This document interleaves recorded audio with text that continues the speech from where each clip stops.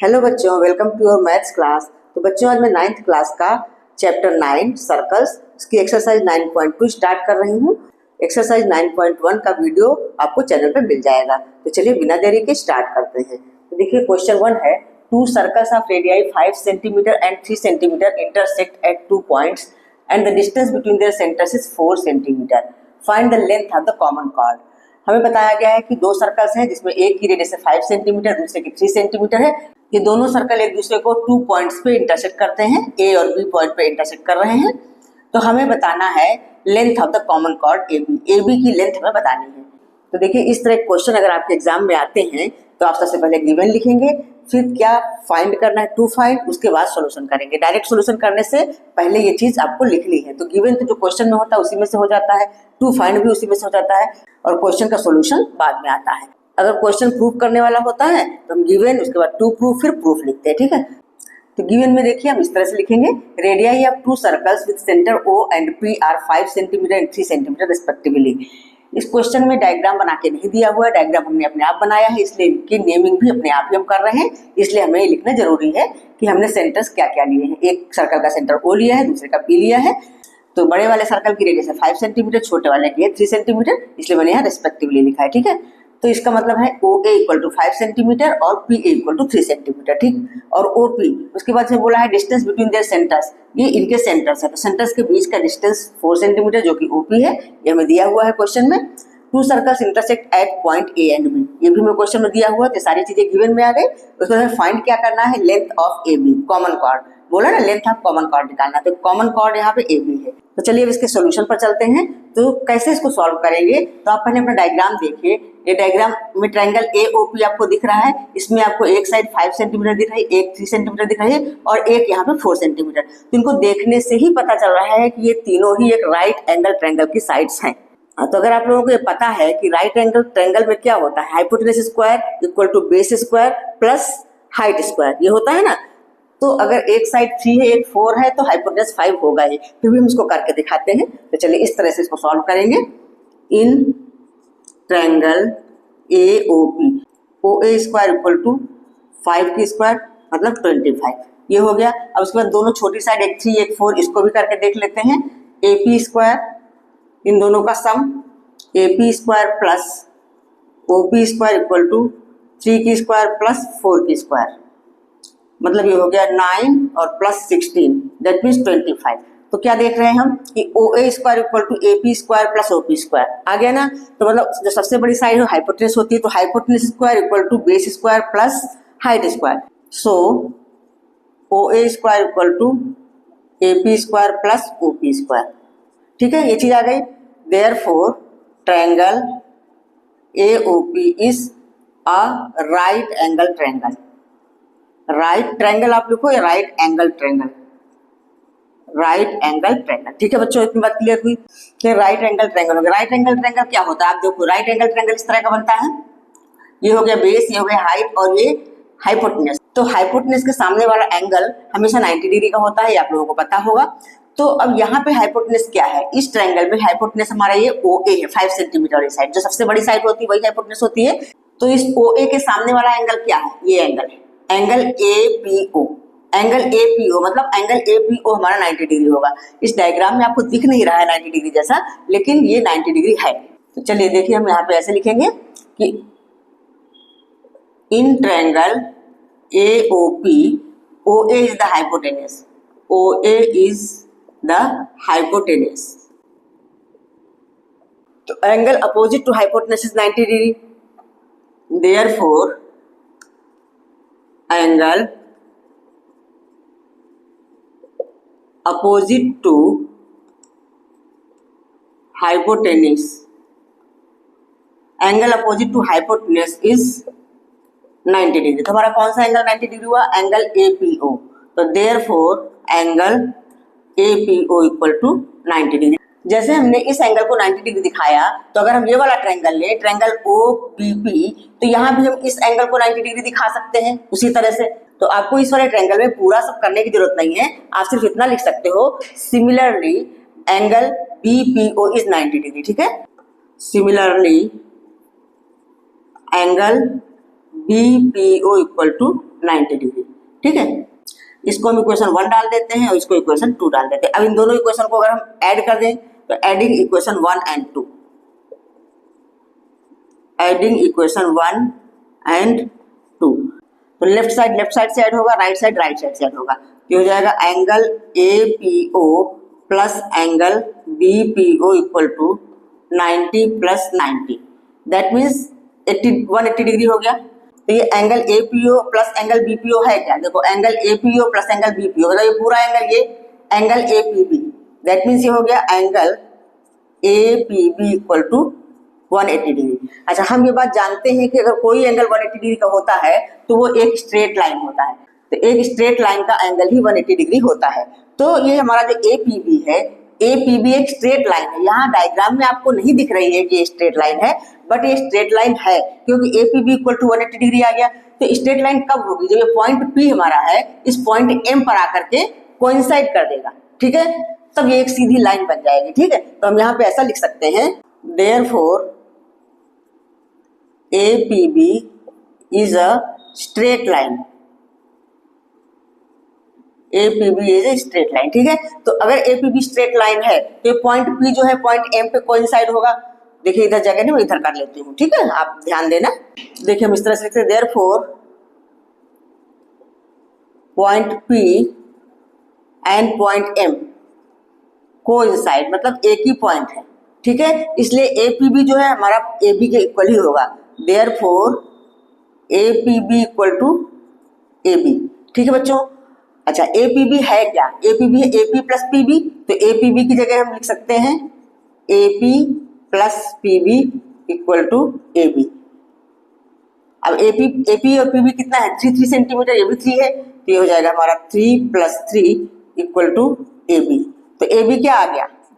6 centimetre आ गया। ठीक, तो ये हमारा आंसर हो गया। क्या आया answer? AB equal to 6 centimetre, ये हमारा आंसर हो गया। ठीक है बच्चों, क्लियर हुआ, समझ में आया?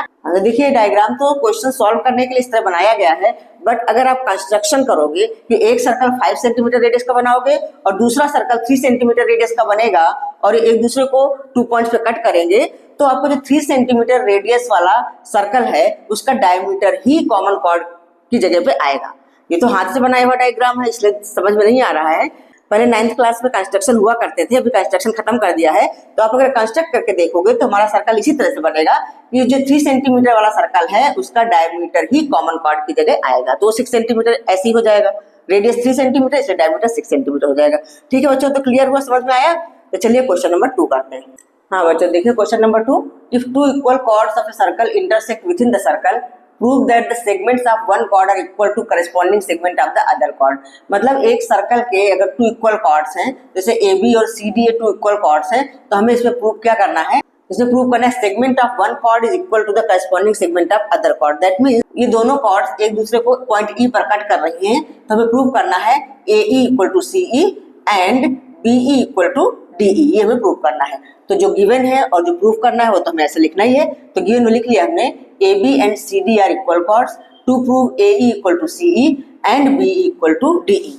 तो इन सेगमेंट्स को इक्वल प्रूव करने के लिए हमें कंस्ट्रक्शन थोड़ी सी बनानी पड़ेगी, क्योंकि बिना कंस्ट्रक्शन के इनको ऐसे हम प्रूव नहीं कर सकते। इसलिए देखिए कंस्ट्रक्शन मैंने पहले ही बनाया हुआ है। तो देखिए कंस्ट्रक्शन में क्या करना पड़ा है कि सर्कल के सेंटर O से OM परपेंडिकुलर डाला है AB पर एंड ON परपेंडिकुलर डाला है CD पर, और उसके बाद OE को ज्वाइन किया। तो वही हम कंस्ट्रक्शन यहाँ पे लिखेंगे, जो कंस्ट्रक्शन हमने किया है वो हमें लिखनी भी है। तो कंस्ट्रक्शन में हम क्या लिखेंगे? Draw OM perpendicular on AB and ON perpendicular on CD। ठीक है, ये परपेंडिकुलर का साइन इस तरह से लगा के आप लिख सकते हो, पूरा लिखना नहीं पड़ेगा। अच्छा, उसके बाद ज्वाइन OE, ज्वाइन OE अब हम प्रूफ करेंगे। ठीक है, अब उसके बाद हम प्रूफ करेंगे। हाँ तो देखिए हमें प्रूफ क्या करना है, इनके सेगमेंट्स को इक्वल दिखाना है, AE को CE के इक्वल दिखाना है और BE को DE के इक्वल दिखाना है।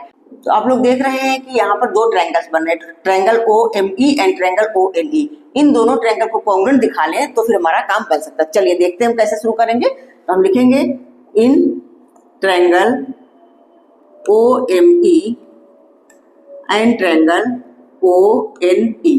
देखो क्या क्या चीज इक्वल हो सकती है। तो सबसे पहले हो जाएगा OM equal to ON, OM equal to ON। ये क्यों होगा, इसका रीजन भी हम देंगे कि equal chords are equidistant from the centre, मतलब अगर किसी सर्कल की कॉर्ड्स इक्वल होती हैं तो सेंटर से उनकी दूरी भी इक्वल होती है, ठीक है। तो इसका रीजन यही होगा, equal chords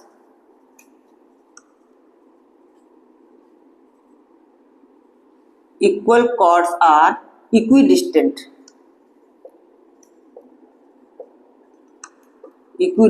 from the centre, ठीक है। ये हो गया इसका रीजन।